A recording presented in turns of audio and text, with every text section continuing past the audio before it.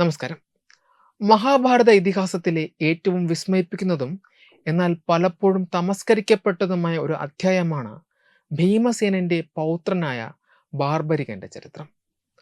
അജയ്യരായ ഭീഷ്മരും ദ്രോണരും കർണനും അർജുനനും അണിനിരന്ന കുരുക്ഷേത്ര യുദ്ധഭൂമിയിൽ വെറും 3 നിമിഷം കൊണ്ട് യുദ്ധത്തിന്റെ ഗതി നിർണയിക്കുവാനും വിജയികളെ നിശ്ചയിക്കാനും ശേഷിയുള്ള ഏക പോരാളിയായിരുന്നു അദ്ദേഹം.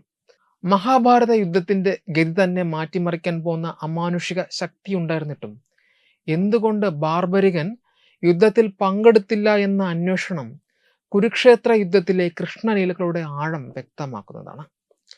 ബാർബരികന്റെ ധീരതയും ത്യാഗവും ഭക്തിയും ഇഴചേർന്ന ഈ ചരിത്രം മഹാഭാരതത്തിലെ സവിശേഷമായ ഒരു അധ്യായമാണ്. ബാർബരികൻ തൻ്റെ കഠിനമായ തപസ്സിലൂടെ കാമാഖ്യ ദേവിയെ പ്രസന്നയാക്കുകയും ലോകത്തെ ഏത് ലക്ഷ്യത്തെയും തകർക്കുവാൻ ശേഷിയുള്ള 3 അമ്പുകൾ വരം നേടുകയും ചെയ്തു. ഈ 3 അമ്പുകൾ ഉള്ളതിനാൽ അദ്ദേഹത്തിന് തീൻ ബാൺ ധാരി എന്ന പേരും ലഭിച്ചു. ഈ അമ്പുകളുടെ പ്രത്യേകത അത്ഭുതകരമായിരുന്നു. ആദ്യത്തെ അമ്പ് പ്രയോഗിച്ചാൽ അത് തകർക്കേണ്ട ശത്രുക്കളെ മുഴുവൻ അടയാളപ്പെടുത്തും. രണ്ടാമത്തെ അമ്പ് സംരക്ഷിക്കേണ്ടവരെ അടയാളപ്പെടുത്തും. മൂന്നാമത്തെ അമ്പ് ലക്ഷ്യമിട്ട ശത്രുക്കളെ മുഴുവൻ നിമിഷ നേരം കൊണ്ട് ഇല്ലാതാക്കി തിരികെ ആവനാഴിയിലെത്തും.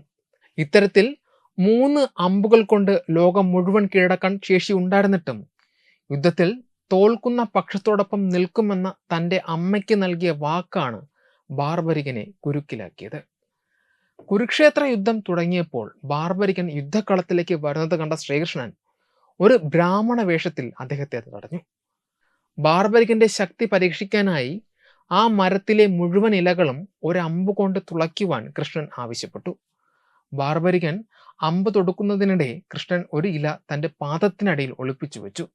എന്നാൽ ബാർബരികൻ എയ്തുവിട്ട അമ്പ് മരത്തിലെ മുഴുവൻ ഇലകളും തുളച്ച ശേഷം കൃഷ്ണന്റെ പാദത്തിന് ചുറ്റും വട്ടമിട്ട് പറന്നു. പാദത്തിനടിയിലുള്ള ഇലയെ തുളയ്ക്കുവാൻ വേണ്ടിയായിരുന്നു അത്. ബാർബരികന്റെ അജയ്യമായ ശക്തി മനസ്സിലാക്കിയ കൃഷ്ണൻ അദ്ദേഹം യുദ്ധത്തിൽ പങ്കെടുത്താൽ ഉണ്ടാകുന്ന പ്രത്യാഘാതം ഉടനടി തിരിച്ചറിഞ്ഞു. തോൽക്കുന്ന പക്ഷത്തെ സഹായിക്കുമെന്ന വാക്ക് പാലിക്കാനായി ബാർബരികൻ ആദ്യം കൗരവർക്കായി പോരാടും. അപ്പോൾ പാണ്ഡവർ തോൽക്കാൻ തുടങ്ങും. ഉടൻ തന്നെ പാണ്ഡവ പക്ഷത്തേക്ക് മാറേണ്ടി വരും. അങ്ങനെ മാറി മാറി പോരാടി ഒടുവിൽ ബാർബരികൻ മാത്രം അവശേഷിക്കുന്ന അവസ്ഥയുണ്ടാകുമെന്ന് കൃഷ്ണൻ വിശദീകരിച്ചു. യുദ്ധഭൂമി പൂജിക്കാനായി ഏറ്റവും ഉത്തമനായ ഒരു വീരന്റെ ശിരസ് വേണമെന്ന് കൃഷ്ണൻ ആവശ്യപ്പെട്ടപ്പോൾ തൻ്റെ പിതാമഹന്മാരുടെ വിജയത്തിനായി ബാർബരികൻ സ്വയം ശിരസ് നൽകുവാൻ തയ്യാറായി. എന്നാൽ യുദ്ധം മുഴുവൻ കാണണം എന്ന ആഗ്രഹം അദ്ദേഹം പ്രകടിപ്പിച്ചു. കൃഷ്ണൻ ബാർബരികന്റെ ശിരസ് അമരനാക്കുകയും യുദ്ധക്കളം മുഴുവൻ കാണാൻ പാകത്തിൽ ഒരു കുന്നിൻ മുകളിൽ സ്ഥാപിക്കുകയും ചെയ്തു.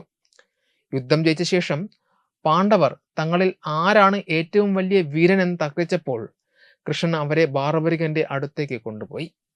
കൃഷ്ണന്റെ സുദർശന ചക്രവും പാഞ്ചജന്യത്തിന്റെ നാദവും മാത്രമാണ് യുദ്ധക്കളത്തിൽ വിജയം വരിച്ചതെന്ന് സാക്ഷ്യം പറഞ്ഞുകൊണ്ട് ബാർബരികൻ പാണ്ഡവരുടെ അഹങ്കാരം ശമിപ്പിച്ചു. ഇന്നും ഉത്തരേന്ത്യയിൽ ഖാതു ശ്യാം എന്ന പേരിൽ ബാർബരികൻ ആരാധിക്കപ്പെടുന്നു. സ്വയം ബലിയർപ്പിച്ച ആ വലിയ പോരാളിയുടെ ഓർമ്മ പുതുക്കുന്ന ഈ ചരിത്രം ത്യാഗത്തിന്റെ മഹത്തായ ഉദാഹരണമാണ്. വെബ് ഡെസ്ക് തത്വമൈ news. Brought you by Kerala AIDS control society. HIV AIDS സംബന്ധമായ സംശയങ്ങൾക്ക് 1097 എന്ന 24 മണിക്കൂറും പ്രവർത്തിക്കുന്ന ടോൾ ഫ്രീ നമ്പറിലേക്ക് വിളിക്കുക.